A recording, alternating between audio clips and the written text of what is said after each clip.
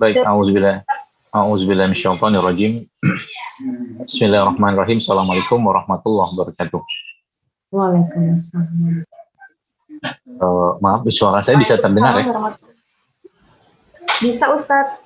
Baik. Jelas Ustadz.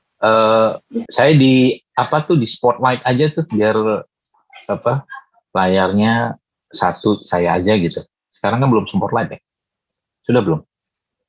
Ibu-ibu jangan-jangan nggak tahu nih spotlight. Sudah Ustaz. Baik, alhamdulillah wassalatu wassalamu ala Rasulillah wa ala alihi washabihi wa mawala. Asyhadu an la ilaha illallah wa la syarika lahu wa asyhadu anna Muhammadan abduhu wa rasuluhu nabiyya ba'da. Allah Ta'ala fil Qur'anil Karim, a'udzubillahi minasyaitonir rajim. Ya ayyuhallazina amanu kutiba alaikumusiyam kama kutiba alal ladzina min qablikum la'allakum tattaqun. Alhamdulillah, kita terus-menerus bersyukur atas nikmat karunia yang Allah berikan kepada kita semua hari ini, dan nikmat yang paling utama tentunya kita sudah pahami nikmat iman dan Islam yang Allah berikan kepada kita semua, dan semoga Allah berkahi kita di Sya'ban ini, dan semoga Allah sampaikan kita di bulan Ramadan insyaallah, dan semoga Ramadan kali ini menjadi Ramadan yang lebih baik untuk kita semua, baik secara keimanan atau mungkin raga kita semua menjadi raga yang lebih baik dari raga sebelumnya, sehingga kita bisa melakukan ketaatan yang lebih baik lagi kepada Allah Subhanahu wa taala. Baik,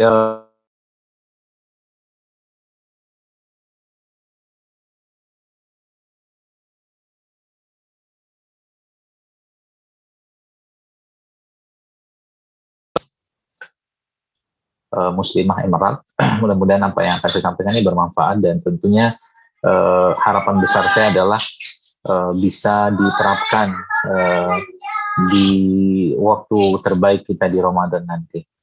Baik, Bapak Ibu sekalian, jemaah yang saya hormati, tentunya kita tahu bahwa Ramadan adalah bulan yang sangat penuh dengan kebaikan yang Allah berikan kepada kita semua.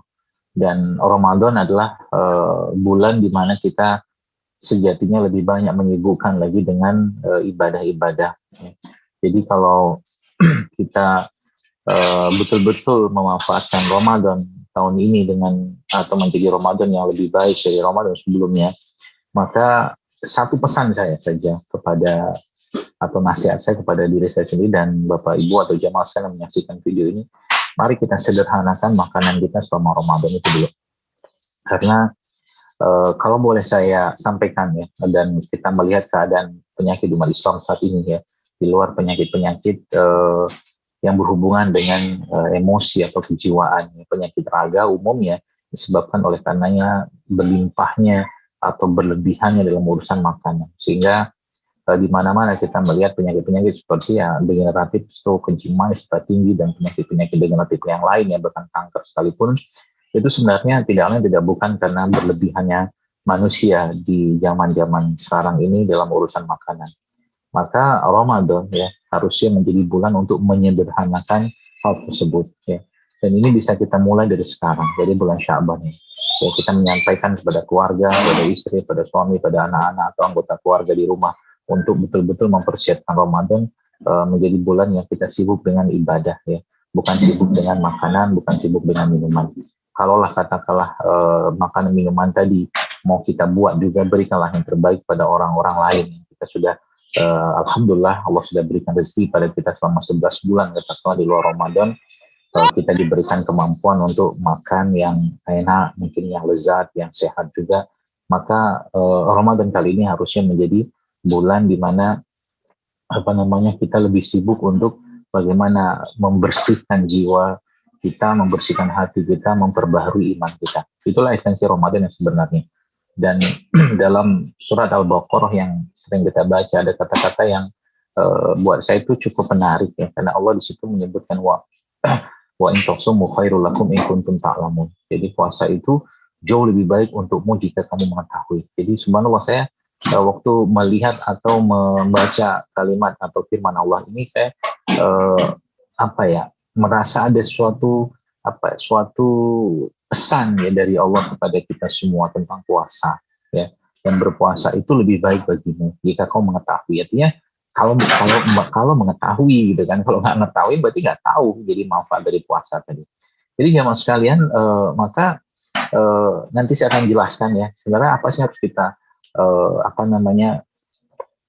lakukan di Ramadan, atau mungkin hal-hal apa, atau mungkin sebelah mungkin secara fisik atau raga, makanan apa yang harus kita tingkatkan selama Ramadan supaya betul-betul kita mendapatkan manfaat atau kebaikan dari puasa tadi. Meskipun ya sering saya sampaikan, kita puasa bukan untuk sehat. Sehat yang kita dapatkan dengan puasa Ramadan khususnya adalah efek samping dari puasa itu sendiri, karena justru goal dari puasa tersebut adalah la'allakum tattaqun, adalah menjadi orang yang bertakwa. Bertakwa itu salah satu, jadi dia mengatur lagi pola makannya, mengatur pola kesehariannya, mengatur ibadahnya, sehingga waktu-waktu yang ada 24 jam tersebut itu lebih banyak waktu di mana dia menyibukkan diri dengan ibadah, yang bukan menyibukkan diri dengan makanan atau minuman. Ini pesan-pesan utamanya sebenarnya. Jadi semoga Allah mudahkan itu sehingga nanti apapun kalaulah nanti ada iftar jama'i mungkin di waktu Ramadan di Masjid As-Saff mungkin, atau mungkin di kawasan atau lingkungan Bapak Ibu sekalian ya, lebih fokuskan itu untuk memberikan yang terbaik kepada saudara kita ya. Ya mungkin belum pernah merasakan nikmatnya makan yang enak mungkin, atau nikmatnya makan yang sehat dan lezat gitu kan, sehingga jangan makanannya sama lagi, misalkan ya begitu itu. Nah terus kalian kita tahu ya bahwa Ramadan ya, meskipun hadis ini hadis yang beberapa ulama menyebutkan hadisnya lemah ya, tentang 10 hari pertama, 10 hari kedua, dan 10 hari terakhir. Tapi saya akan meninjau ini dari sisi dari sisi raga saja ya. Ya jadi subhanallah ya. 10 hari pertama Ramadan ya, biasanya orang-orang yang tidak banyak berpuasa di bulan Rajab atau Sya'ban, atau mungkin tidak terbiasa dengan lapar, itu akan merasakan tanda kutip nggak nyaman ya tubuhnya ya. Jadi 10 hari pertama tersebut mungkin bahasa sederhana saya adalah bahasa sederhananya 10 hari detox gitu kan, 10 hari detox ya.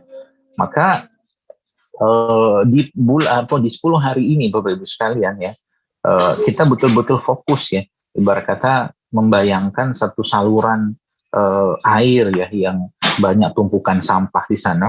Maka sebenarnya di 10 hari pertama itu fokuskan saja untuk bagaimana membersihkan saluran tadi ya. Berarti kalau Bapak Ibu atau mungkin saya boleh sarankan ya, di 10 hari pertama Ramadan itu coba mulai tingkatkan konsumsi air putihnya ya. Tingkatkan konsumsi air putih di bulan atau di 10 hari pertama Ramadan ya. Air putih apa? Ya apa aja, air mineral tentunya yang masih mengandung mineral ya. Tapi saya lebih menyarankan air-air dengan mungkin pH netral atau alkali, terserahlah apapun mereknya, tapi jangan air yang asam ya, sifatnya netral atau alkali. Ya kalau bagus mah air Zam-Zam, kalau bisa dapat air Zam-Zam ya. Yang pertama. Lalu yang kedua, kalau kita membayangkan Bapak sekalian saluran tadi mungkin analoginya seperti itu gitu kan, yang penuh dengan sampah, maka air tadi ya itu akan merontokkan atau mungkin mengalirkan kotoran-kotoran pada saluran tadi itu dengan mudah ya. Yang pertama. Lalu yang kedua, sebagian besar ya kalau kita lihat bukan selokan tapi mungkin saluran-saluran itu banyak sekali penumpukan lemak gitu kan, penumpukan lemak yang ada pada saluran tadi ya. Itu biasanya di saluran kamar mandi mungkin, atau mungkin saluran septic tank misalkan kayak begitu ya. Maka dalam pemahaman saya yang saya pelajari adalah kalau lemak ya lawannya dengan lemak juga. Jadi lemak lawannya dengan lemak juga. Nah, bagaimana caranya? Ya 10 hari pertama tadi konsumsi air Anda tingkatkan. Berapa banyak yang Anda bisa minum itu banyak-banyaknya Anda mampu minum ya. Air putih mungkin nggak masalah, mungkin air kelapa Anda mau minum silakan saja, campurkan mungkin sedikit dengan madu atau air mineral yang lain silakan saja. Yang pertama. Yang kedua, lemak dilawan dengan lemak ya. Misalkan berapa jenis atau contoh lemak yang baik, misalkan kita tahu ya, seperti minyak zaitun ya, kemudian ada juga minyak kelapa atau VCO ya. Minyak zaitun atau minyak kelapa atau VCO itu jadikan menu wajib Anda waktu sedang berbuka dan sahur ya.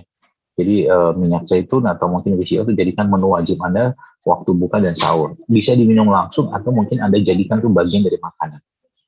Ya, bagian dari makanan. Makanan misalkan Anda bikin salad, di situ ada zaitunnya, mungkin seperti itu, ya, atau mungkin Anda bikin makanan, atau mungkin di nasi pun sebenarnya bisa Anda masukkan di situ minyak zaitun, ada campurkan saja sedikit supaya nasinya berminyak, tapi minyaknya zaitun atau BCO juga bisa. Atau lemak-lemak yang baik yang lainnya, Bapak Ibu sekalian, seperti itu jamaah sekalian, seperti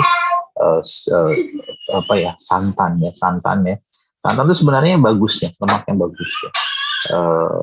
Cuman ketika dia dipanaskan dan dia rusak ya lemaknya tadi karena pemanasan tadi, maka itulah biangnya sebenarnya. Jadi kita ambil sumber dasarnya kan dari santan tadi. Jadi mungkin kalau boleh saya mengajak Anda yang mungkin ada penyakit-penyakit atau masalah di pembuluh darah atau jantung, maka coba di 10 hari pertama itu Anda ada pilihannya beberapa. Yang pertama, kalau Bapak Ibu tahu kelapa yang buat parut itu ya, yang kelapa parut itu nanti bisa dibagi empat ya. Nah, empatnya itu, yang empatnya tadi 1/4 itu Anda makan waktu pagi, dan 1/4 lagi itu Anda makan waktu sahur ya, sahur dan berbuka. Dalam bentuk apa? Makan dari dimakan langsung boleh kelapa tadi, atau Anda parut boleh, atau kalau enggak 1/4 kelapa tadi itu Anda jadikan santan ya. Itu juga lemak yang sangat baik untuk jantung. Jadi misalkan ide kreatif itu gimana? Misalkan Anda punya alpukat itu nanti Anda tambahkan 1/4-nya, 1/4 itu tadi kelapa tadi itu. Jadi 1/4 kelapa tadi Anda tambahkan dengan alpukat, di blender misalkan, tambahkan air sedikit, tambahkan madu secukupnya. Itu sudah sangat powerful ya untuk membersihkan atau menjadikan lemak yang baik untuk pembuluh darah kita. Itu dan tentunya makanan-makanan lain atau mungkin sunah-sunah secara kita berpuasa itu silakan dikerjakan saja ya, seperti mungkin berbuka dengan kurma ya, atau mungkin sahur. Jadi itu jangan tinggalin sahurnya, karena kata Nabi SAW dalam sahur kan ada keberkahan meskipun kita cuma minum segelas air di situ. Demikian ya. Jadi itu 10 hari pertama fokusnya di situ ya. Berarti kita nggak boleh makan? Oh boleh, nggak masalah. Tapi kalau saya boleh sarankan ya, sebagaimana tadi ya, saluran air atau saluran pembuangan gitu yang dia sudah banyak tumpukan sampah di situ. Maka saran saya di 10 hari pertama ini jangan terlalu banyak makanan-makanan yang memberatkan ya. Kurangi makanan yang ada sehingga kita fokus betul-betul untuk pembersihan.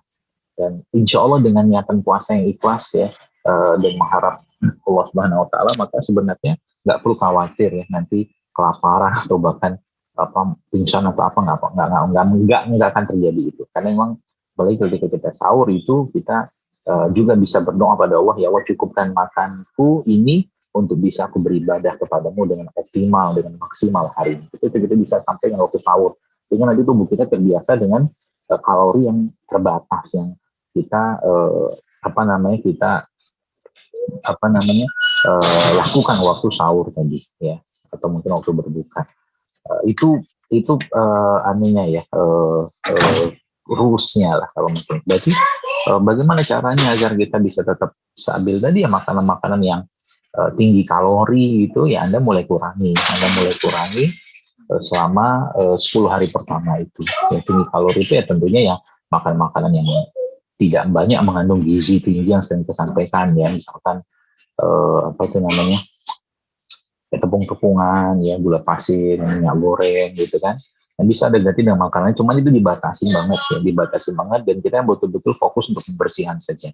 Kalau lapar gimana? Kalau ada keinginan lapar gimana? Ya kita bisa ngemil yang sehat. Sebenarnya kalau tadi saya sebutkan kelapa itu juga sebenarnya adalah camilan yang sehat. Jadi kalau Bapak Ibu nyoba nanti makan kelapa ya, kelapa tua gitu kan, itu sebenarnya juga satu pilihan camilan yang sehat juga sekalian. Ya.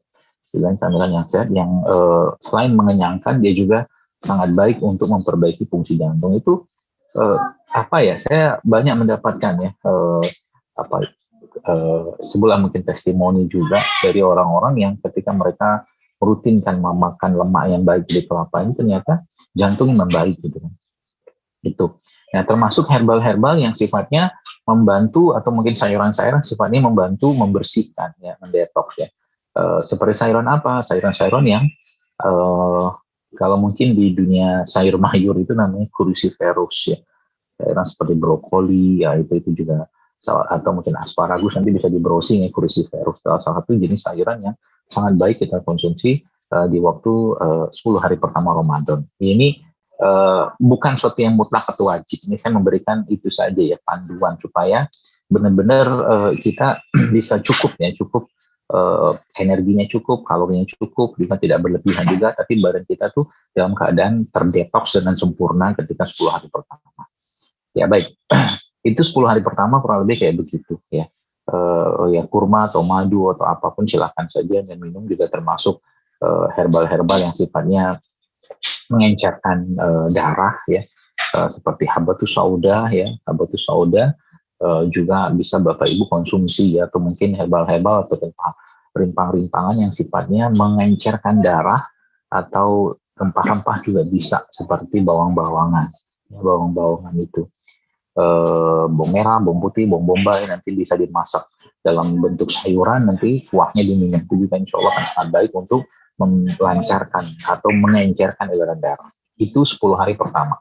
Lalu 10 hari kedua ya, kita biasa sudah mulai masuk tuh, sudah dibersihkan, dibentuk lagi ya, mulai dibentuk. Maka di 10 hari kedua ini Bapak sekalian Anda mulai fokus ya pada fokus pada makanan-makanan yang mengandung protein-protein dan asam amino yang baik gitu kan, protein asam yang baik. Contohnya seperti apa ya tadi ya, ada sebutkan ada alpukat gitu kan, bisa juga Anda sebutkan itu, atau mungkin madu-maduan, kurma gitu, kemudian sumber-sumber asam amino lain seperti brokoli juga masuk sebenarnya, dan makanan-makanan yang tinggi antioksidan. Jadi nanti di 10 hari kedua ini saya lebih menyarankan untuk bagaimana Anda mulai terbiasa untuk mengkonsumsi makanan-makanan atau sayuran beraneka warna dan rasa gitu kan, beraneka warna dan rasa. Jadi mulai itu terbentuk tubuhnya dengan dengan antioksidan yang ada pada makanan-makanan. Pembentukan tadi memang antioksidan dan asam amino gitu kan. Jadi antioksidan dan asam amino ya, itu diperbanyak di di 10 hari kedua. Yang termasuk ini ya buah-buahan ya, buah-buahan yang tinggi antioksidannya coba makan semua. Tapi sebaiknya kalau saya sarankan kalaupun mau bikin jus buah gitu kan, jelang-jelang buka aja bikinnya gitu kan. Silakan berbuka kita jam 6 ya, jam 5 baru dibuat supaya tidak terlalu tidak banyak teroksidasi tadi jus buah tadi itu ya. Bagi yang mungkin yang ada di masjid mungkin ya, yang bikin buka puasa bersama gitu ya, pilihan-pilihan airnya atau mungkin minumannya saya sangat menyarankan ya, kalau bisa menginstruksikan, kalau bisa jangan ada sirup gitu kan di masjid waktu berbuka gitu kan, atau Anda memberikan sirup kepada orang lain. Yang sirup-sirup tadi saya sudah banyak lihat itu ada peringatan karena ada gula sintetik di situ. Jadi saya lebih menyarankan jangan ada sirup lagi. Coba sedikit di scale up lah, daripada mungkin kita memberikan sirup, kenapa nggak kasih air madu aja gitu kan, atau mungkin air gula asam gitu kan, atau mungkin air infusan dari buah-buahan yang segar nanti ditambahkan sedikit dengan madu. Banyak pilihan yang sebenarnya ya, jadi kita memberikan yang terbaik untuk orang lain, bukan cuma sekedar melepaskan tanggung jawab atau mungkin sebuah peluang pahala, tapi kita memberikan yang terbaik gitu kan. Air madu mungkin ya, atau mungkin air tebu gitu kan, atau air apa aja yang sehat gitu kan. Termasuk juga minuman-minuman berbentuk rempah-rimpang. Saya kira mungkin gampang kok bikinnya, kok tinggal cemplang-cemplung aja gitu kan. Cemplungin, masukin jahe dalam air panas gitu kan, kemudian cemplungin serai, tambahin pandan sedikit dalam suatu katakanlah galon atau dispenser besar gitu kan yang tahan panas gitu. Lalu di situ setelah agak hangat ditambahkan dengan madu kan juga sehat tuh. Ya, kalau mau dibungkus-bungkus bisa diambil di situ ya. Itu jadi di 10 hari kedua ini Bapak sekalian saya menyarankan gitu ya. Jadi antioksidan, makanan-makanan antioksidan diperbanyak ya di 10 hari yang kedua ini gitu kan. Nah, 10 hari ketiga ya, kalau mungkin bahasa sederhananya adalah stabilisasi gitu ya. Stabilisasi, sudah pemantapan. Jadi tubuh sudah terdetoks, sudah terisi dengan baik. Maka di 10 hari tiga ini ya, kalau mungkin bahasa sederhana itu maintain saja secukupnya ya. Kadang-kadang mungkin 10 hari pertama, hari ketiga ini apa tuh namanya, Anda bisa pakai pola-pola yang pertama sama yang kedua digabungkan ya. Dan lagi-lagi 10 hari ketiga kita tahu itu ada hari-hari yang terbaik ya, karena di situ adalah hari-hari itikaf ya, 10 hari terakhir dari Ramadan. Dan di situ kita tahu bahwa Rasulullah sendiri dan para sahabat juga lebih memfokuskan dirinya pada ibadah gitu kan. Jadi makanan-makanan tadi itu ya ibarat kata mah secukupnya saja lah gitu kan, karena betul-betul kita di situ fokus untuk mempersiapkan atau menyibukkan diri dengan ibadah semaksimal mungkin ya di 10 hari terakhir, sehingga nanti bulan Ramadan ini Bapak Ibu sekalian itu menjadi bulan yang betul-betul kita bisa mengembalikan tubuh kita ini, pertama keperasaan atau jiwa atau iman yang sebenarnya kita bisa rasakan ya, dengan mudahnya kita mungkin menangis karena Allah, dengan banyaknya kita bertaubat pada Allah ya, itu secara keimanan. Secara raga kita merasakan ternyata begini rasa makanan-makanan yang asli itu gitu kan. Jadi coba challenge yourself ya, saya mungkin nyarankan, tantang diri Anda sama Ramadan ini, nggak ada lagi makan-makanan yang nggak sehat di rumah gitu kan. Atau mungkin ketika berbuka gitu kan, makanan-makanan yang mengandung gula tinggi, makanan-makanan yang mengandung tepung-tepungan, makanan-makanan yang mengandung minyak goreng apa segala macam. Saya katakan ya sudah cukup lah gitu lah, sudah cukup lah mungkin. Sayang ya, karena niatan kita adalah sebagaimana sering saya sampaikan juga, mari kita azamkan untuk mengembalikan jasad ini kepada Allah dalam keadaan yang baik dan tanpa penyakit sebagaimana Allah dulu menciptakan dengan sempurna. Dan Ramadan adalah salah satu caranya sekalian. Dan kita bersyukur sekali kalau boleh saya sampaikan bahwa umat Islam, khususnya umat Rasulullah SAW ini diberikan kesempatan untuk 30 hari berpuasa Ramadan. Karena memang subhanallah ya, kalau seandainya kita diberi pilihan makan sama tidak makan, kita sejatinya pengennya makan terus gitu kan. Tapi ya bagaimana kita mau mendapatkan autofagi ya, apoptosis atau mungkin proses-proses detoksifikasi yang lain yang ada pada tubuh kita kalau seandainya kita tidak berpuasa ya. Maka kita bersyukur sekali, kita gembira sekali dengan hadirnya bulan suci Ramadan ini ya. Kenapa? Karena sudah tidak disibukkan lagi dengan urusan makan. Kalau seandainya kita diberikan kesempatan makan, itu pun waktunya pun nggak lama kan, yang mungkin Bapak Ibu baca postingan saya di Instagram, saya tulis di situ ya, subhanallah ya, waktu jeda makan kita itu nggak banyak ya, lebih banyak kitanya pertama malam ya beribadah, ada tidur juga ya, kalau siang udah tahu gitu kan. Jadi total itu mungkin kalau saya hitung-hitung gitu ya, mungkin hanya sekitar 1-2 jam ya, total di 24 jam itu kita bisa makan gitu kan. Dan itu pun dalam waktu 2 jam itu kan nggak banyak juga yang kita bisa makan ya. Contoh mungkin tadi ya saya pernah cerita, di jam 6 kita berbuka, habis itu kita sholat maghrib jam 7, karena 1 jam. Setelah 1 jam itu makanlah katakanlah sepol-polnya, kan kenyang juga tuh. Habis katakanlah sholat maghrib, katakanlah kita sholat tarawih ya. Sholat tarawih juga, kalau sholat tarawih betul-betul mengikuti makna di sholat tarawih tentang santai atau makna definisi santai itu, makanya habis sholat tarawih sudah capek juga gitu kan, akhirnya pulang ke rumah ya minum, kemudian tilawah lagi, kemudian tidur untuk persiapan bangun malam gitu kan. Tidur, persiapan bangun malam dihabiskan waktu lagi untuk tilawah Quran, sholat malam, kemudian sahur gitu kan, setengah jam. Jadi ya banyak waktu kita untuk makan ya, sebenarnya. Maka itulah saya katakan keberuntungannya kita karena kita udah nggak disibukkan lagi dengan makan, tapi kita disibukkan dengan ibadah. Nah, setan tentunya nggak mau nggak tinggal diam ya mas sekalian. Setan pengennya ya tentunya kita tetap disibukkan ya dengan urusan duniawi tadi ya. Maka subhanallah ya, kalau tadi saya katakan kita bergembira dengan harian Ramadan ini, kita merasakan sibuknya kita dengan ibadah di waktu Ramadan ini, maka subhanallah ya, kita sangat bersungguh-sungguh untuk menantikan kehadiran tamu agung ini ya. Masya Allah ya. Jadi mari kita jadikan atau azamkan dalam diri kita untuk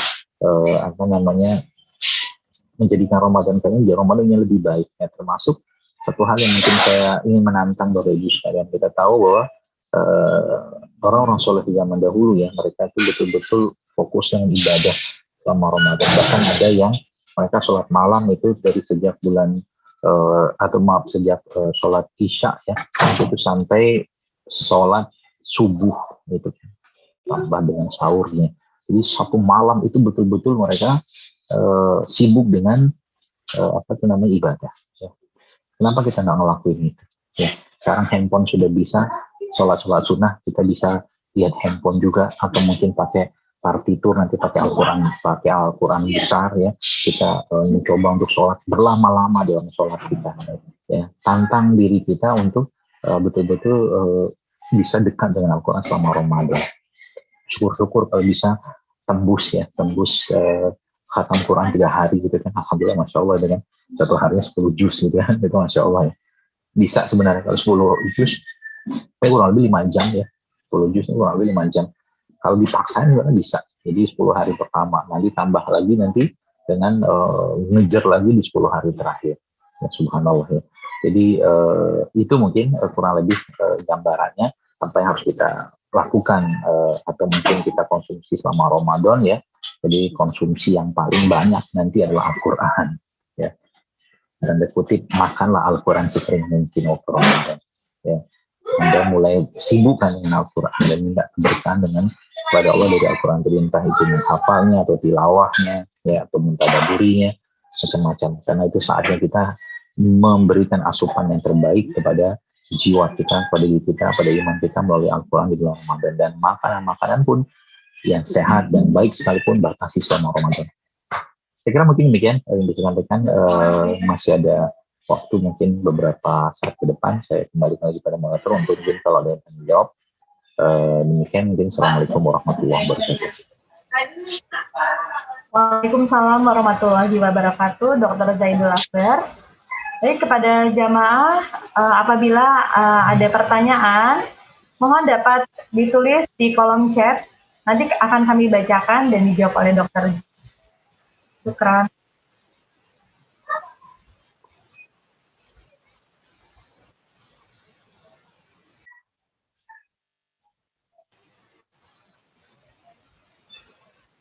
Dok, mungkin untuk sambil menunggu dok, ada pertanyaan bahwa kelapa yang dikenal dengan nama galendo atau blondo itu ya dok, yang kelapa dimasak dan dikeringkan sehingga agak berlemak gitu, apakah itu aman dikonsumsi ya dok? Kalau kelapa sudah dipanaskan tidak bagus ya? Tidak bagus ya dok? Tidak bagus, rusak enzimnya kan. Oh seperti itu ya. Kalau diiris-iris kemudian dijadikan infused water itu bagus ya dok? Apanya sih yang diiris? Maksudnya kelapa, daging kelapanya diiris kemudian dimasukkan ke untuk direndam dengan air seperti itu? Wallahu alam, saya belum pernah nyobain. Tapi biasanya kalau kelapa yang tadi saya maksud kelapa tua itu dimakan sih ya. Lebih bagus gitu dimakan. Ya? Dimakan kelapa, makan kelapa. Dimakan langsung ya? Atau kalau nggak diparut. Seperti itu ya dok. Kelapa tua ya dok? Ya, kelapa tua. Terutama yang mungkin banyak masalah dalam perlemakan di badannya, atau mungkin ada pengerasan pembuluh darah, atau juga masalah peredaran darah yang tidak lancar, itu coba mulai dirutinkan itu kelapa itu. Baik. Dok, ini kebetulan ada pertanyaan dok dari jamaah. Assalamualaikum dokter, kalau ada mah bagaimana ya? Penyakit mah itu apakah aman dok? Aman untuk apa? Berpuasa? Enggak, mungkin maksudnya mengkonsumsi kelapa ya dok ya? Ya aman aja sih, nggak masalah. Sebenarnya kan yang perlu Bapak Ibu ketahui bahwa sebenarnya puasa itu justru cara yang terbaik tubuh kita untuk menyeimbangkan tubuh kita ya, termasuk lambung. maka dengan niatan karena Allah dan niatan puasa tadi, maka puasa itu justru malah menjadi obat tanda kutip bagi orang-orang kena mah gitu kan. Nah, perkara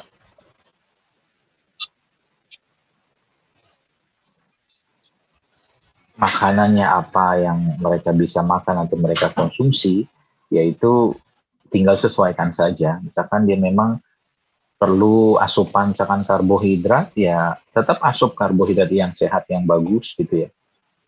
Baik di waktu sahur ataupun di waktu berbuka gitu. Sehingga apa ya, enzimnya ya atau asam lambungnya tetap stabil gitu. Jadi nggak masalah. Terutama kurma ya. Kurma itu salah satu makanan terbaik untuk lambung.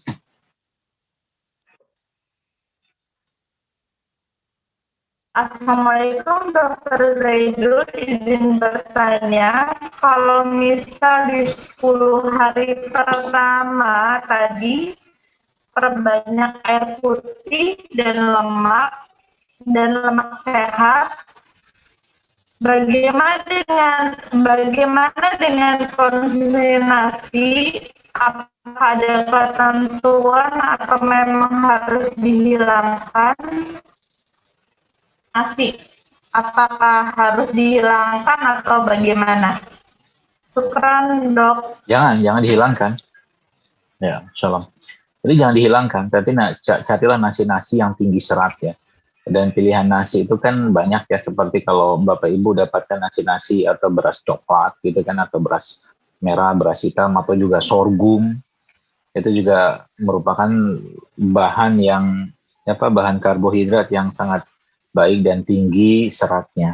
Jadi jangan tinggal nanti malah kalau nggak makan nasi kan, sebenarnya bukan nasinya, tapi ada orang bilang saya nggak makan nasi saya lemes gitu kan, tapi karbohidrat, karena nggak ada karbohidrat.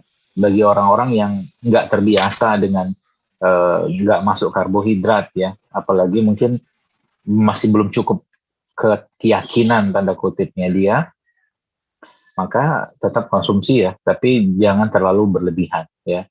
Batasannya itu mungkin saran saya di sahur dan berbuka itu adalah ya 3/4 kepal tangan lain. Insya Allah cukup. Termasuk sorghum itu juga bisa dipakai sebagai sumber atau pengganti nasi, sorghum.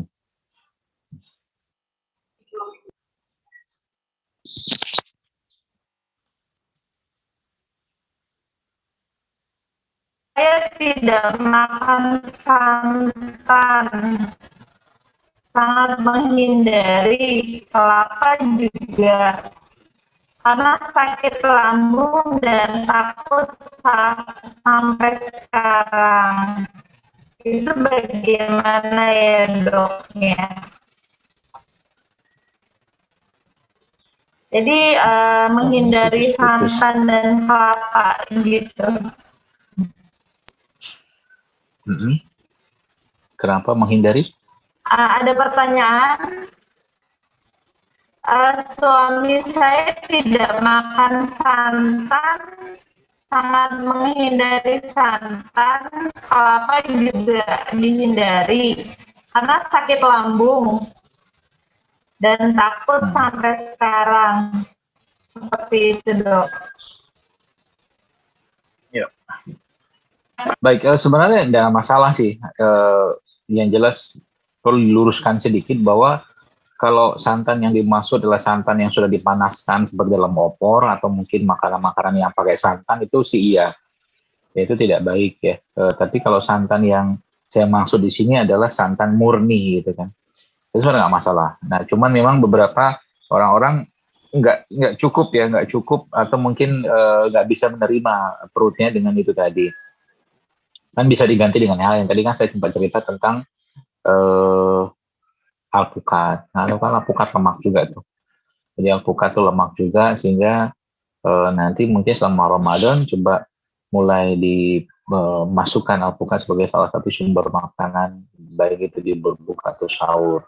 Ya, alpukatnya entah mungkin kalau Anda lihat postingan saya tadi itu dimakan biasa seperti itu, atau Anda mau jus boleh.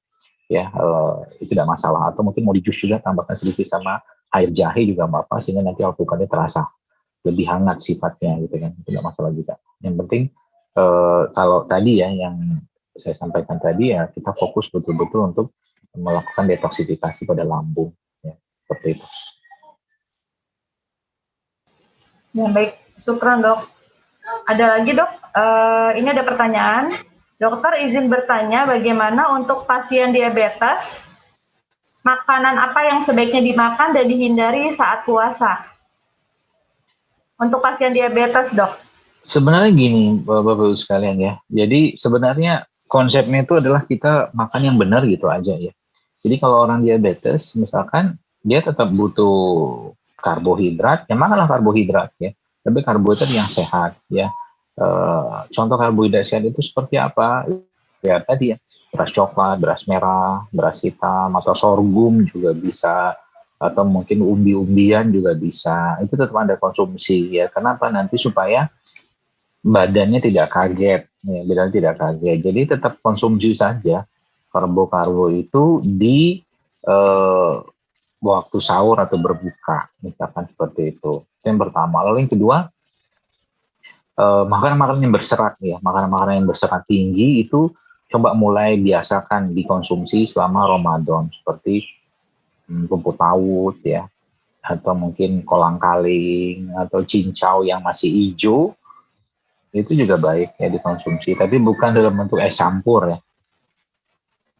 Jadi mungkin es campur sama itu kan ada kental manisnya, ada esnya, bukan ya, tapi itu nanti dibuat seperti wedang gitu kan.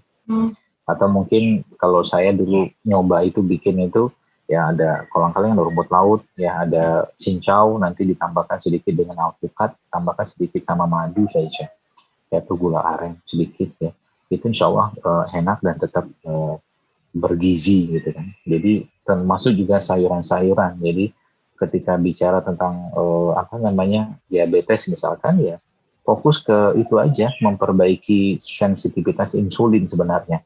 Ada buku yang saya sempat share di Instagram saya tentang keajaiban berpuasa, itu kan yang tulis oleh dokter di Kanada, itu juga bisa Bapak Ibu baca, situ banyak sekali panduan-panduan. Oh ternyata justru malah puasa adalah sarana yang terbaik untuk mengobati atau bahkan subhanallah biiznillah itu menyembuhkan orang-orang yang kena diabetes. Nah di situ banyak testimoni juga. Bapak Ibu silakan baca buku itu, judul The Power of Fasting dengan saya. Nanti coba dilihat di feed-nya Instagram saya itu. Jadi makan makanan standar saja, makan yang benar gitu aja sebenarnya, ya nggak usah khawatir ya. Apalagi tambahkan nanti dengan rempah-rempah atau rimpang-rimpangan yang memang berfungsi memperbaiki fungsi-fungsi pankreas ya, seperti dan menurunkan gula darah juga ya, seperti kayu manis yang nanti mungkin pahitan seperti pare ya, atau sambiloto itu juga bisa. Cuman ingat tetap harus ada makanan yang masuk supaya tubuhnya nggak lemes ya, karena kalau ngedrop banget justru malah nggak bagus. Itu mungkin yang saya sampaikan. Dokter, ini ada lagi pertanyaannya. Apakah ada contoh menu sederhana yang dikonsumsi saat sahur dan berbuka, misalnya menu yang biasa dikonsumsi oleh Dokter Z seperti itu? Kemudian ada pertanyaan juga bahwa mungkin mau mencontoh langsung apa yang dikonsumsi Dokter Z gitu ya dok, seperti itu. Kemudian ada lagi pertanyaan, apakah ada perbedaan? Apa itu dulu ya dok ya? Satu dulu ya. Satu dulu ya, biar nanti lebih fokus. Yang pertama gini, setiap orang itu tidak sama kondisi badannya. Ya, kondisi badan Bapak Ibu sama badan saya beda. Kalau saya pribadi kadang-kadang sahur itu nggak makan. Ya, biasanya cuma air putih saja. Kadang-kadang dengan 2 gelas air atau 2 sendok makan madu kadang, atau beberapa butir kurma, karena sudah cukup buat saya buat sahur. Dan itu karena saya sudah terbiasa dengan itu gitu kan. Nah ini bagi sebagian orang yang metabolisme rate-nya itu rendah, itu jadi masalah nanti ya, jadi tetap mungkin dia perlu makan ya. Jadi kalau nyontok saya ya nggak tepat-tepat juga, karena badan Anda sama badan saya beda, kecuali Anda sudah terbiasa tidak banyak makan misalkan kayak begitu. Yang pertama waktu puasa Ramadan ya. Tapi kalau mungkin bicara tentang lebih contoh sampel atau simpelnya itu ya, sebenarnya ini sudah saya tulis ya di buku Ramadan Sehat DSR yang bukunya tadi kalau nggak salah baru launching atau mungkin baru kita PO juga karena baru tanggal 7 April itu baru ada. Dan nanti mudah-mudahan nanti kita buka PO lagi karena buku itu kita terbatas dan ringan tapi insya Allah bermanfaat. Itu ada menu-menu yang bisa Anda konsumsi atau Anda manfaatkan di situ. Tapi kurang lebih kayak begini ya, prinsipnya sederhanakan saja makanan yang Anda makan waktu berbuka dan sahur. Contoh mungkin kalau mau sahur gitu kan, ya kita butuh protein, sekarang kita butuh karbohidrat. Ya paling gampang ya, misalkan gitu kan Anda ambil alpukat, satu buah alpukat gitu kan. Buah alpukat tadi Anda krok, lalu Anda potong-potong, nggak usah di blender ya, jangan dijadikan bubur, dihancurin saja, kemudian tambahkan suiran-suiran kurma di situ, kemudian ditambahkan mungkin dengan kacang-kacangan sedikit ya, kalau mau tambahkan madu juga bisa, itu satu piring katakanlah satu buah alpukat ditambahkan dengan perintilannya tadi itu sudah sangat-sangat kuat dan sangat-sangat bagus untuk memberikan tenaga buat tubuh. Itu contohnya saja.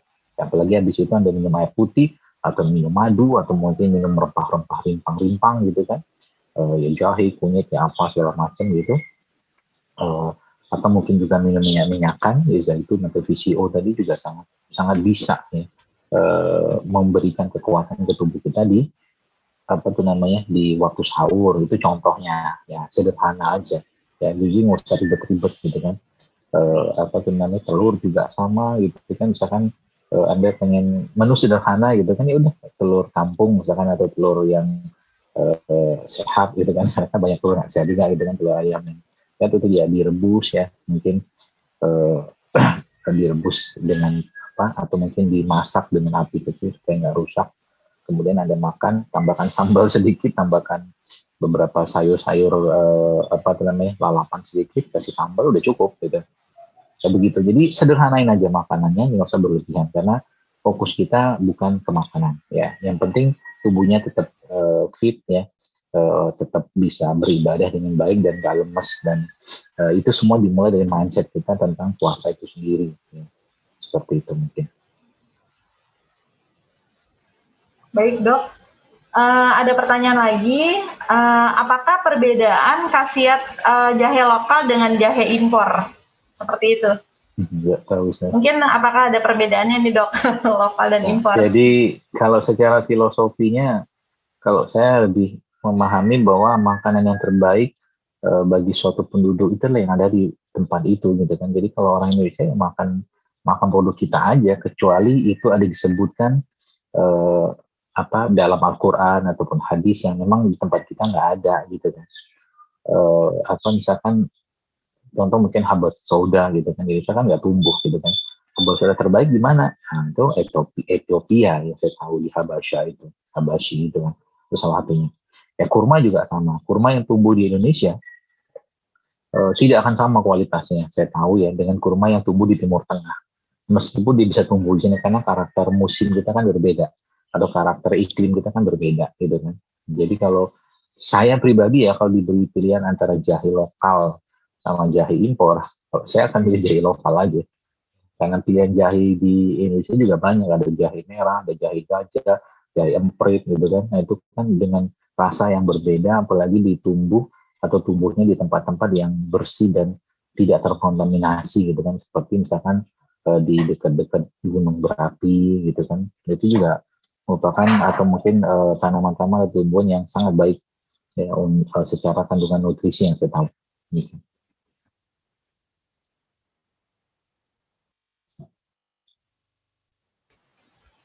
Syukran Ustaz. Ini ada pertanyaan lagi. Dok, izin bertanya, fungsi ginjal saya kan sedang menurun. Trik minum air putih yang baik di saat sahur dan berbuka itu berapa gelas? Kalau di luar bulan Ramadan kan minimal harus minum air putih itu 2 liter. Bagaimana mungkin saran dokter? Jadi ginjalnya fungsi ginjalnya sedang menurun. Ya sebenarnya gini ya, kalau mau memanfaatkan momen puasa ini sebagai momen di mana kita sedang bersih-bersih badan, ya sebenarnya justru malah manfaatin saja. Contoh begini, Ramadan ini coba ibu nyetok air zam-zam misalkan. Ya, air zam-zam ya dicetok di rumah untuk kita berdoa minta pada Allah sesuai dengan apa yang kita niatkan untuk membersihkan ginjal, misalkan menguatkan ginjal dengan air zam-zam tadi. Ya, itu salah satu yang bisa kita ambil faedah dari kebaikan atau keberkahan air zam-zam. Ya.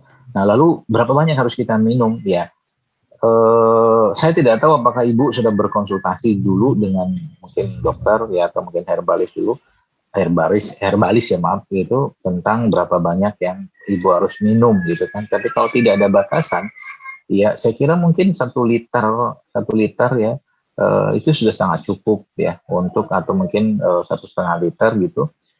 Di waktu sahur dan berbuka total selama 24 jam itulah katakanlah gitu kan. Itu aja ibu minum air putih gitu kan, minum air putih yang sebenarnya tidak ada masalah ya sepanjang fungsi ginjalnya masih bisa mengeluarkan itu. Masalahnya adalah tadi yang ibu maksud fungsi ginjal menurun itu apakah dia sudah retensi cairan sehingga maaf mungkin kakinya bengkak, mungkin urin nggak bisa keluar, kalau itu lain cerita. Artinya kita tetap juga perlu menguatkan fungsi ginjal tadi ya dengan rempah-rempah misalkan yang biasa disarankan itu ya kayak akar alang-alang atau serai gitu kan, atau mungkin jahe juga bisa untuk memberikan panas pada perut, itu juga bisa dipakai ya untuk menguatkan fungsi ginjal.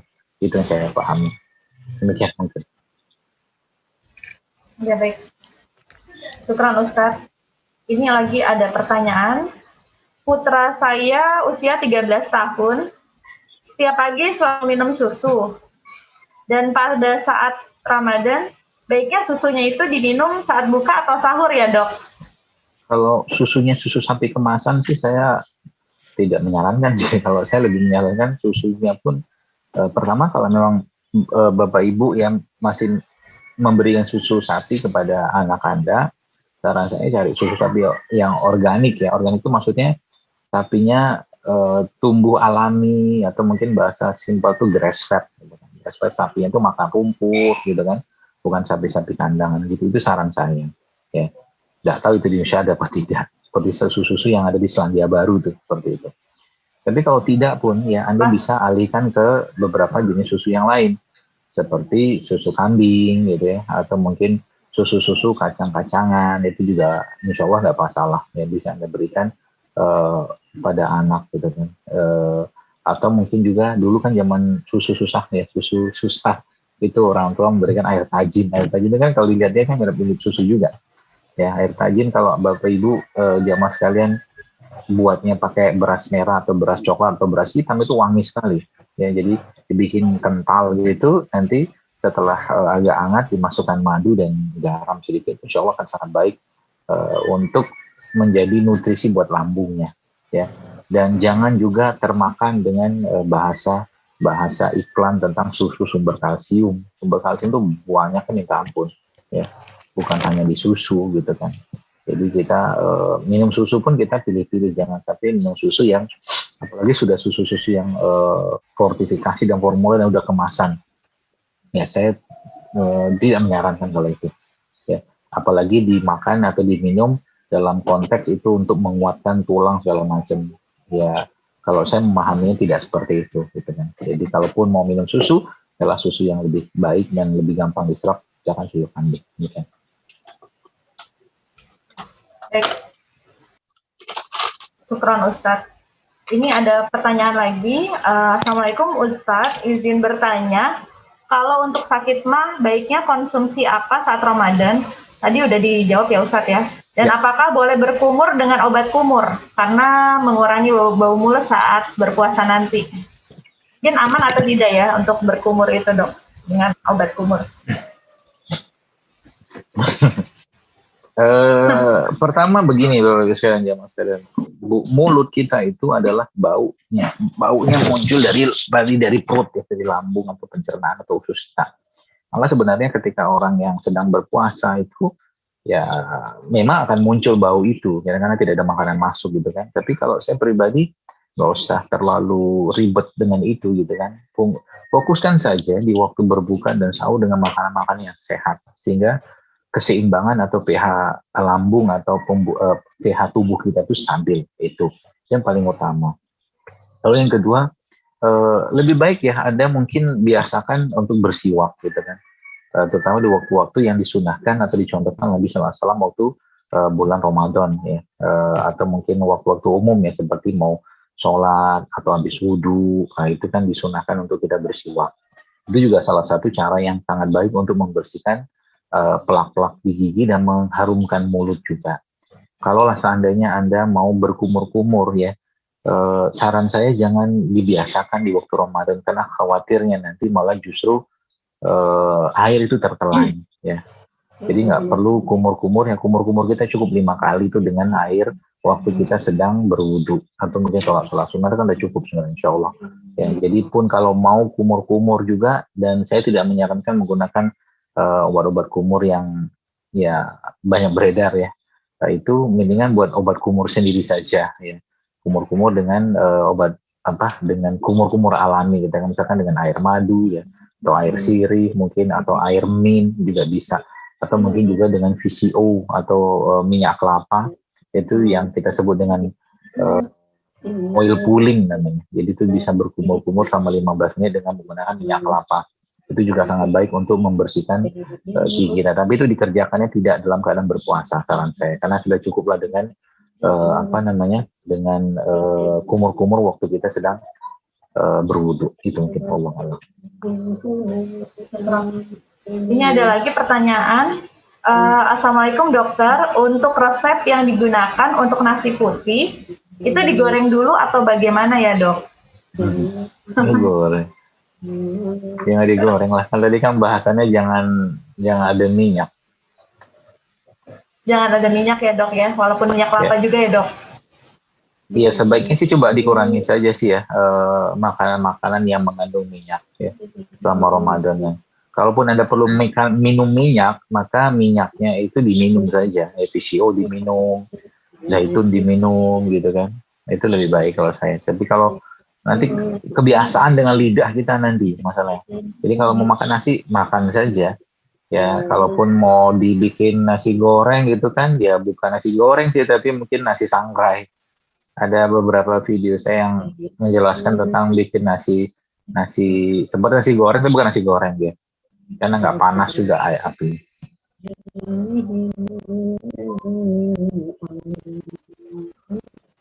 Baik, ini berkaitan, ada pertanyaan lagi berkaitan dengan madu dok. Apakah boleh minum madu itu tanpa takaran tertentu?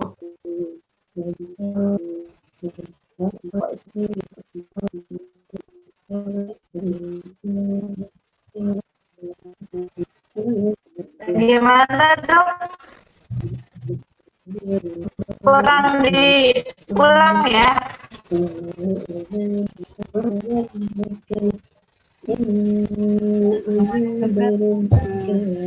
Ini ada pertanyaan. Minum madu itu. Saya coba bantu jelaskan lagi dokter. Untuk madu, apakah kalau misalnya minum madu tanpa takaran itu boleh dok?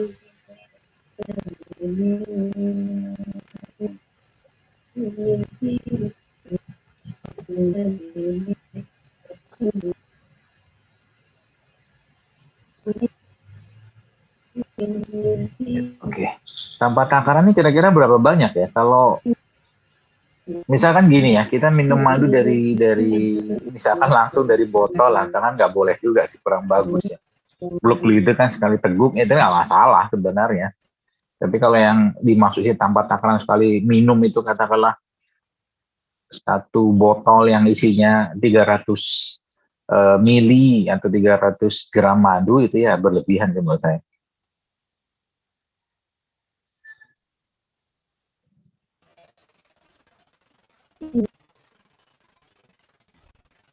Oh jadi tetap sesuai takaran yang wajar ya dok ya, gitu ya. Ya, ya pakai standar biasa lah orang makan atau minum madu sih ya. Seperti mungkin 1 sendok, 2 sendok sekali minum gitu kan, atau 3 sendok lah misalkan tanpa ada masalah-masalah penyakit yang lain seperti diabetes gitu kan. Insya Allah nggak masalah.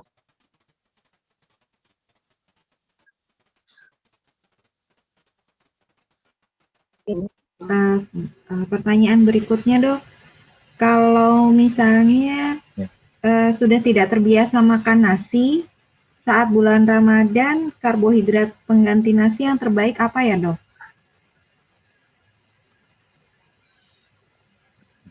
Udah tadi dijawab tadi tuh.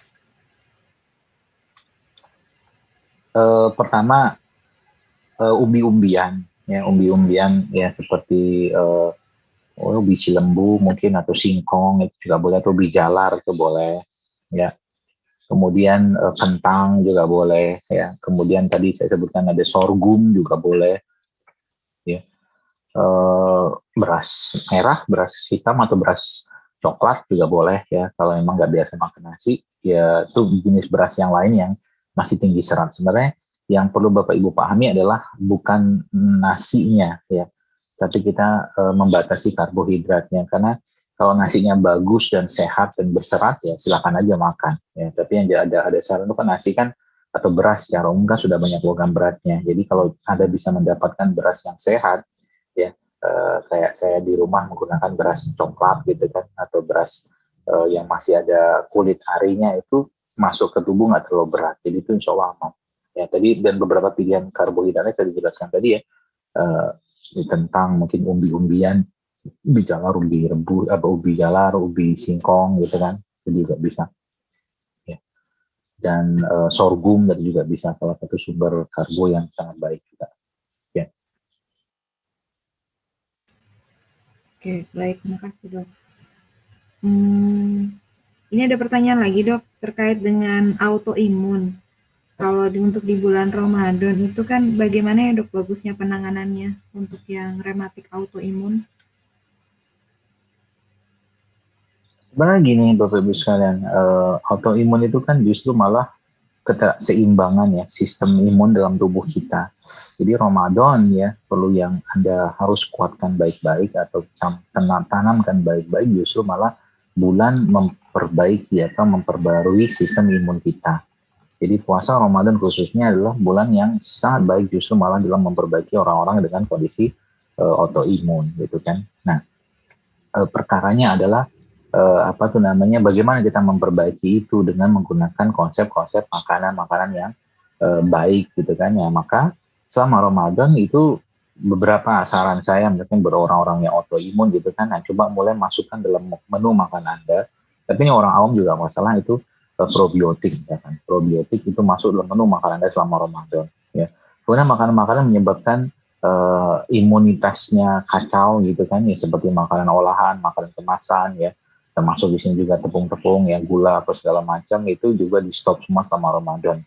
Kembalilah ke makanan-makanan real food ya, seperti sayuran organik ya, buah-buah organik, itu insya Allah kan sangat membantu untuk memperbaiki sistem imun ya.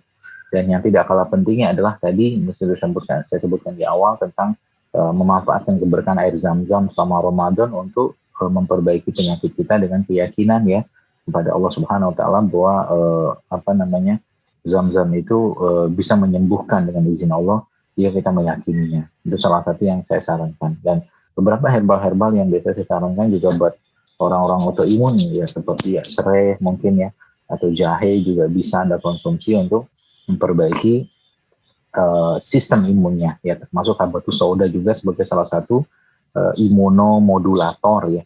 Jadi habatus sauda bisa, saya tahu dia juga bisa berperan sebagai imunomodulator, jadi memodulasi, mengatur lagi sistem imunnya. Jadi selama Ramadan nggak usah khawatir, justru malah inilah bulan dimana sistem imun kita kita set ulang atau reset ulang, demikian.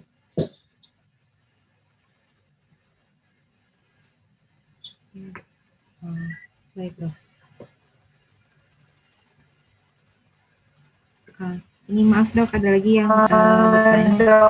Ini nggak apa-apa ya dok? Tanya lagi. Ada pertanyaan lagi. Assalamualaikum dok, bagaimana pendapat dokter?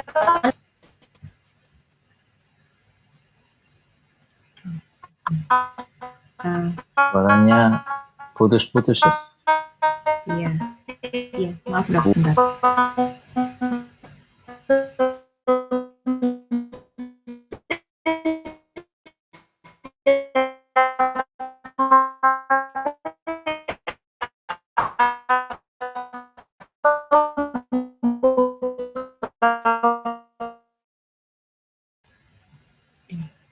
Maaf dok, sudah jelas ya dok sekarang? Masih di mute dok. Ya, udah jelas. Ya, oke. Baik, assalamualaikum dokter. Bagaimana pendapat dokter tentang clover honey? Apakah baik dikonsumsi setiap hari atau saat buka puasa? Clover itu singkat saya cengkeh ya. Iya nggak sih? Clover honey itu Lupa bahasa Inggrisnya. HDI itu ya dok ya? Produknya HDI kayaknya tuh dok. Iya, Madu. iya nggak tahu Ya, kalau cuman ya madu mungkin sumber nektarnya dari apa, saya mungkin yang kalau bahasanya clover ya silakan aja sih. Yang jelas madu secara umum ya sangat baik dikonsumsi waktu Ramadan, baik di waktu sahur atau berbuka, itu aja. oke.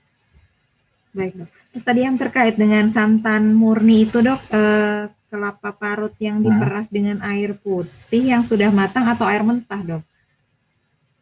Air matang lah. Oh iya. Air matang lah. Oke. Iya dok ya. Nanti Oh iya. melilit perutnya. Iya. Kurma dokter, kalau untuk yang kurma itu harus dicuci nggak sih dok sebelum dimakan atau memang sudah layak untuk dimakan dok? Kurma yang biasa kita beli itu dok. Kalau saya pribadi sih nggak pernah nyuci kurma ya.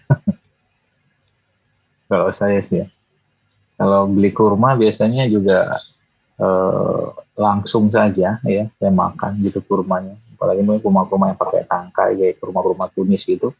Atau juga kurma-kurma ajwa yang organik, karena memang beberapa informasi memang kurma itu ada yang juga diberikan pestisida katanya seperti itu. Wallahu alam, saya belum tahu detailnya. Ya, tapi kalau kurma-kurma secara umum saya pribadi kalau saya makan kurma nggak dicuci dulu sih, makan aja langsung.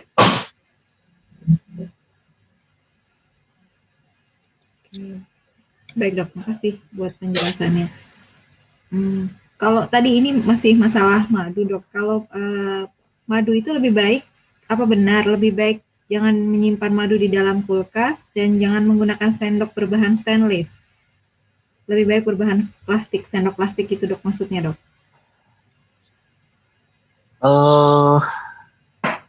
Madu ya kalau saya biasanya nyimpannya di suhu kamar aja sih ya. Karena kalau di kulkas nanti ada potensi dia akan mengkristal, karena kan dalam madu kan ada itu ya, ada air ya, jadi simpan di suhu kamar saja. Kemudian berkaitan dengan sendok logam sama sendok kayu gitu ketika mengkonsumsi madu, ya sebenarnya secara umum sih tidak ada masalah sih. Dan saya juga pernah sempat pertanyakan ini kepada salah satu sahabat saya juga, tidak ada masalah sebenarnya. Cuman kalau ibu-ibu bapak ragu ya pakai sendok kayu aja. Gitu ya. Tapi kalau nggak ada juga sendok sendok logam juga nggak masalah.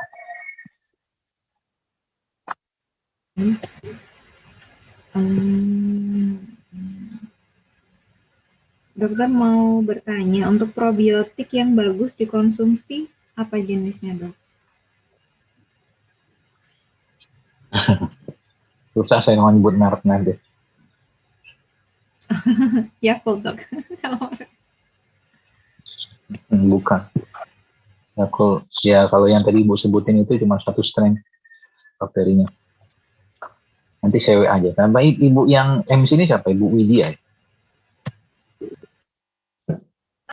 Ibu Iya. yang bertanya ini yang MC.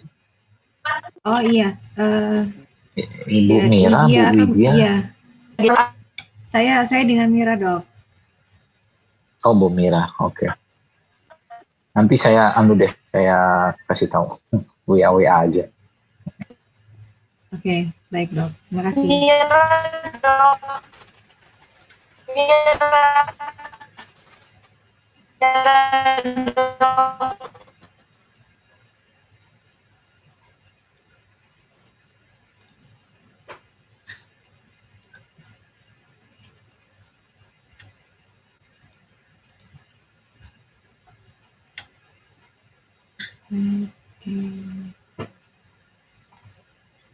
Mungkin satu pertanyaan lagi kali Bu ya. Kenapa, Dok? Kenapa, maaf? Satu Ustaz, pertanyaan boleh lagi kali ya. bertanya? Oh, boleh. Satu pertanyaan lagi ya, Dokter. Saya boleh bertanya nggak, Ustadz? Iya boleh Bu. Assalamualaikum, saya terlambat Kenapa? masuknya. Tapi saya ingin bertanya pada Pak Ustadz juga sekalian berkenalan dengan Pak Ustadz.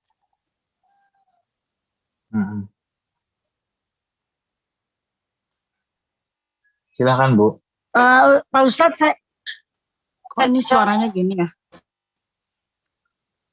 Saya ingin bertanya, apa yang harus kita lakukan saat kita bangun terlambat untuk tahajud, tiba-tiba ketika mulai sudah azan subuh? Apa yang harus dilakukan, Ustadz, begitu? Apakah berarti saya tidak mendapatkan sholat tahajud di malam tersebut? Apakah besoknya bisa diganti atau bagaimana? Mohon pencerahannya, Pak Ustadz. Ya baik, sebenarnya ini pertanyaan di luar tema atau topik kita ya. Tidak apa, saya coba jawab. Ya betul. Pertama, betul, Rasulullah SAW Rasulullah SAW itu memberikan petunjuk kepada kita semua. Jadi orang-orang yang sudah biasa, misalkan rutin sholat tahajud, lalu dia karena suatu uzur ya, mungkin tertidur atau apa gitu, lalu akhirnya dia nggak sempat tahajud, maka itu bisa dikodok ya tahajudnya di antara waktu duha sampai zuhur. Itu yang saya tahu gitu kan.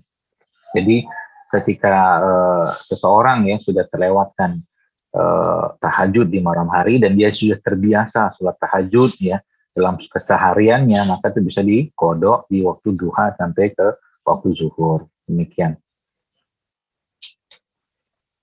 Dan porsinya sama, apakah juga 8 rakaat dengan 3 rakaat witirnya, Pak Ustadz? Witir tidak ada, Bu.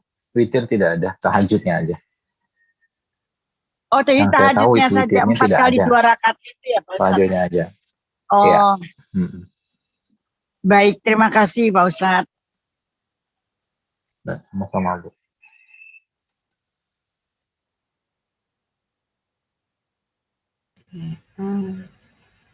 Baik, Dokter. Ini kita closing bisa ya, Dok ya? Ya. Oke. Maaf, Dokter, mungkin bisa memberikan saran sedikit untuk kita, sedikit kesimpulan aja, Dok, untuk persiapan Ramadan dari kajian kita hari ini, Dokter. Sedikit saja, Dok, bisa? Baik, bismillahirrahmanirrahim. Sebagaimana tadi saya sampaikan di awal ya kajian kita ini, bahwa Ramadan adalah bulan di mana kita meningkatkan atau memperbanyak amal ibadah kepada Allah dan menyederhanakan makanan kita. Itu yang pertama. Yang kedua, kita ikutin ya pola-pola di Ramadan ini dengan membagi 3 termin ya, terlepas dari kita tidak membahas hadisnya, tapi pola di tubuh kita di awal-awal ketika kita masuk Ramadan 10 hari pertama, kedua, dan ketiga, yang tadi saya sudah jelaskan apa-apa yang kita bagusnya konsumsi di 10 hari pertama, kedua, dan ketiga. Dan harapan besarnya insya Allah dengan kita memperbaiki pola makan tadi ya, tentunya kita harapannya badan kita menjadi lebih baik, lebih sehat, sehingga ibadah kita lebih baik, dan khususnya persiapan di 10 hari terakhir Ramadan itu iktikaf. Dan yang perlu kita pahami, bahwa mari kita ikhlaskan niat kita untuk berpuasa Ramadan semata-mata mengharap Allah Subhanahu wa taala, bukan untuk sehat ya, karena sehat itu adalah efek samping dari puasa Ramadan ini khususnya. Dan ketika seorang itu melaksanakan ketaatan pada Allah, maka imannya insya Allah pasti akan sehat dan raganya pun akan sehat. Dan dia menjaga tentunya hatinya juga, khususnya di bulan Ramadan ini. Jadi jaga hati, jaga raga, jaga iman di bulan Ramadan insya Allah. Mohon maaf kalau ada yang salah disampaikan. Saya kembalikan lagi pada moderator dan mungkin saya tutup dengan doa kafaratul majelis. Subhanakallahumma bihamdika asyhadu an la ilaha illa anta astaghfiruka wa atubu ilaik. Assalamualaikum warahmatullahi wabarakatuh.